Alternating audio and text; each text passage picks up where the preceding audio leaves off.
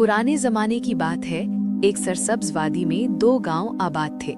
एक इंसानों का, जहां सादा दिल लोग मोहब्बत, सुकून और भाईचारे के साथ जिंदगी गुजारते थे, और दूसरा शैतानों का, जहां अंधेरा, खौफ और अजीब सी ताकतों का राज था। दोनों गांव के दरमियान एक हद थी जिसे कभी कोई पार नहीं करता था।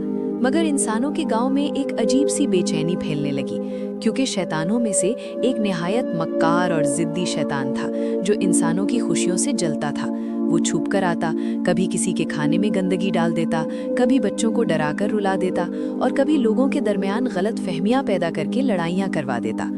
आहिस्ता आहिस्ता गांव का सुकून खौफ में बदल गया। लोग शाम होते ही दरवाजे बंद कर लेते, बच्चे बाहर खेलने से डरते और हर दिल में एक अनजाना सा खौफ बैठ गया। इन्हीं दिनों इस गांव में नादिया नाम की एक निहायत खूबसूरत, मासूम और नेक दिल लड़की रहती थी, जिसकी मुस्कुराहट से जैसे पूरा गांव रोशन हो जाता था। वो सबकी मदद करती और हर मुश्किल में लोगों का सहारा बनती थी।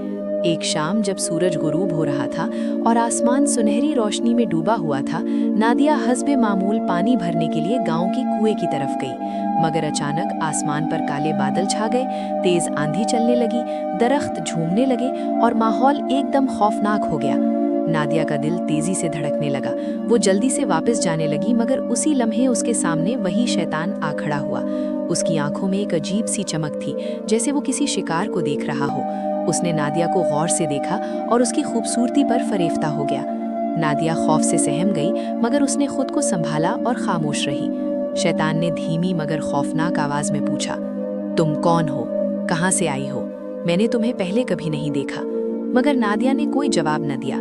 इस खामोशी ने शैतान को और गुस्सा दिलाया। उसने धमकी दी, मगर नादिया ने हिम्मत करके वहां से भागने की कोशिश की और तेज कदमों से अपने घर की तरफ दौड़ी। शैतान ने उसका पीछा किया, मगर वो किसी तरह अपने घर पहुंच गई। उस रात पूरे गांव में खौफ की लहर दौड़ गई, क्योंकि शैतान ने खुलेआम गांव के करीब आकर शोर मचाया और लोगों को डराना शुरू कर दिया। गांव वाले इकट्ठे हुए, सबके चेहरों पर परेशानी और खौफ था। आखिरकार वो नादिया के वालिदैन के पास गए और कहा कि ये शैतान सिर्फ एक ही शर्त पर रुक सकता है, और वो शर्त है नादिया को उसके हवाले करना। ये सुनकर नादिया के वालिदैन के पांव तले जमीन निकल गई। माँ रोने लगी, बाप खामोश हो गया। वो जानते थे कि ये फैसला उनकी बेटी की जिंदगी बदल देगा, मगर गांव वालों का दबाव, खौफ और बेबसी उन पर हावी हो गई। कई घंटों की कश्मकश के बाद आखिरकार उन्होंने दिल पर पत्थर रखकर नादिया को शैतान के हवाले करने का फैसला कर लिया। जब ये बात नादिया को मालूम हुई तो उसकी आंखों में आंसू आ गए, मगर उसने अपने वालिदैन की मजबूरी को समझा और खामोशी से ये कुर्बानी कबूल कर ली। अगले दिन जब शैतान आया तो पूरा गांव खामोश खड़ा था। नादिया ने आखिरी बार अपने घर, अपने माँ बाप और अपने गांव को देखा और फिर शैतान के साथ चल पड़ी। शैतान उसे अपने गांव ले गया, जहां हर चीज अजीब मगर खूबसूरत अंदाज में सजी हुई थी, जैसे कोई बड़ा जश्न हो। रोशनी, रंग और अजीब सी खुशबू हर तरफ फैली हुई थी, मगर इस खूबसूरती के पीछे एक अंधेरा राज छिपा था। नादिया का दिल खौफ और उदासी से भरा हुआ था।